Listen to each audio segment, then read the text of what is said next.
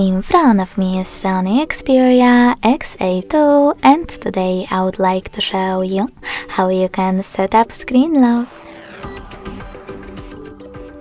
Begin by going into Devices Settings and scrolling down to access Lock Screen and Security.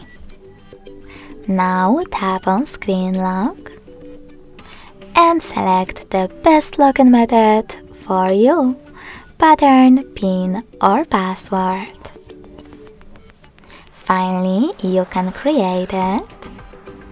Tap on Next at the bottom right corner and repeat it in order to confirm it.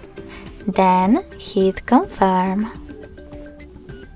Now apply one of those options to answer the question: when your device is locked, how do you want notifications to show?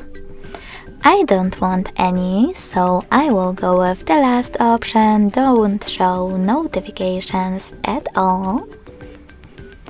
And tap on Done at the bottom right corner again. So when I do that, switch off my screen, then turn it back on. I can see that pattern is now required. Thanks so much for watching. If you enjoyed this video, smash that like button, comment and subscribe. Bye!